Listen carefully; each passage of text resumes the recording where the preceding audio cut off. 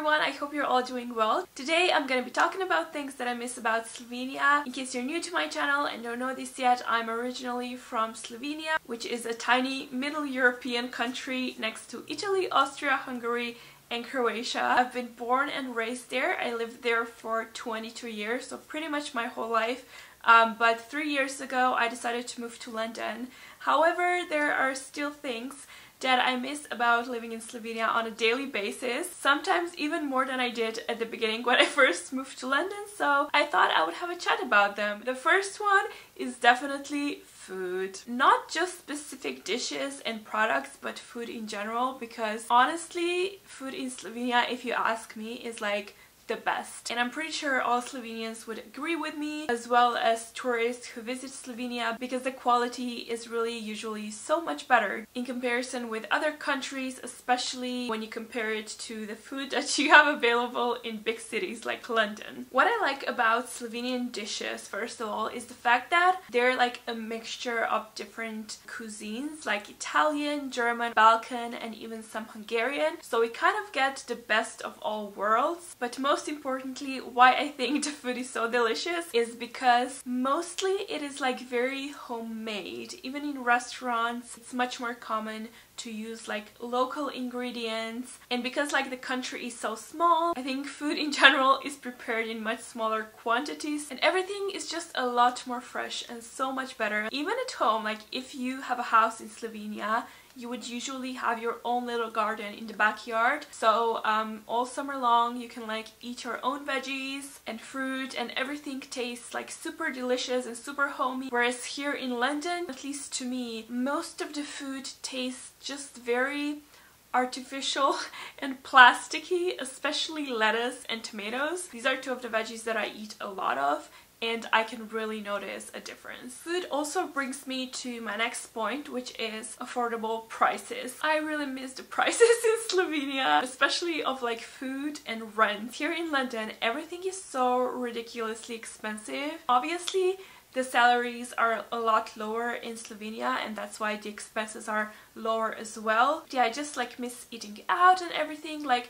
here in London, if I go eat out, this would be like a weekend treat for me that I wouldn't even do every week. A main course here would cost you like at least £12, I would say. Whereas back home, you can literally get a 3-course lunch for like €5, and the portions are humongous and the food tastes delicious. So yeah, I definitely miss that, and I definitely wouldn't mind if the prices of like renting or buying houses or flats here would be similar to Slovenia, because honestly, with the money I'm paying here to rent one room in a house, I could probably rent 2 very nice white large flats back home. So yeah, there's that. But as I have mentioned, the salaries are lower as well. So I don't know. I guess it would be great to have a London salary and live in Slovenia. That would be the perfect combination. Another thing I miss about living in Slovenia are landscapes. Here in London, everything is flat. You can't see any mountains, you can't see the ocean, like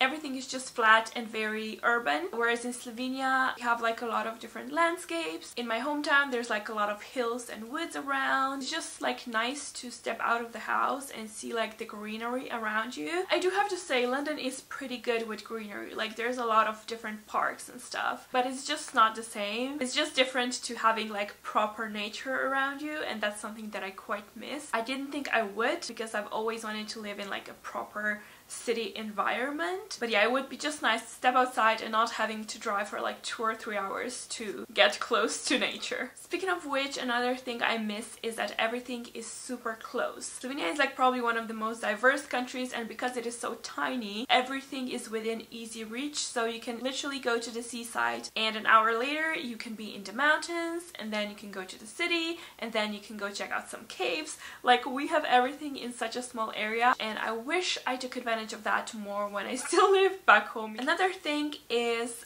big grocery shops. Now this is probably very London specific, but in London you have to try kind of hard to find a big grocery store. Funnily enough, most grocery stores in central London are really tiny and just sell like basic stuff and a lot of snacks and like microwavable meals. So finding like a proper big supermarket can be a bit of a challenge. Where I live, the closest grocery store that I have is like a 10-minute walk away, which is great, but it is tiny and they do have like all the basics kind of, but because it is so tiny, everything is always out of stock and it's just really frustrating that I can never buy everything that I need to prepare my meals. So what I have to do is, like, on the weekend, take a few hours out of my day to drive for half an hour with a bus to like a larger grocery store to buy everything for the week, and then drag all those bags back for like half an hour. It's just such a process and it's something that's so annoying to me. So yeah, I do miss shopping in huge grocery stores that are literally 5 minutes away from me. Having a car is something that I also miss about living in London sometimes. Like I mentioned, especially with like trips to the grocery store, sometimes it would just really be great to have a car and drive everything back and not drag everything back on public transport, because you can never buy a lot of stuff in like one go. I have to admit that back in Slovenia I never used to drive because I'm absolutely petrified of it. I do have a license, but I just never drove unless my dad forced me to, basically. And I'm not saying that I would love to have a car here in London, because here I would be even more petrified to drive because, you know, they drive on the other side of the road. But just the idea of having a car here sometimes is like very appealing to me. Just being able to go on trips and stuff would be cool, because I want to go to like Cornwall and Scotland. Those are all the kind of trips that you would kind of want to do with a car, because you can't see much with public transport. So yeah, having a car and someone to drive you around is definitely something that I miss. I also miss like community aspect of living. I don't know if that makes sense, but just like knowing your neighbors and hanging out with friends at your house, like having dinner parties and barbecues. It's just very different in Slovenia than here in London, where everyone kind of has their own lives. They're not really preoccupied with anyone else's, which is good to some extent. I definitely don't like the fact that everyone is in each other's business back home in Slovenia, but experiencing the other extreme, I definitely prefer having some sort of a community around me. Honestly, if I wasn't a part of like the YouTube community here in London, I think I would really struggle. Like, that's the only thing that's like saving me from being a complete loner here. Yeah, I don't know, like I said, everyone here is kind of doing their own stuff. You mostly live with strangers and you don't really bring your friends home because A, houses here are very small, and B, you kind of don't want to disturb your housemates. So every time you meet up with someone, you meet up usually outside of the house, and it's just not the same as like having movie nights and dinner parties and barbecues at someone's house.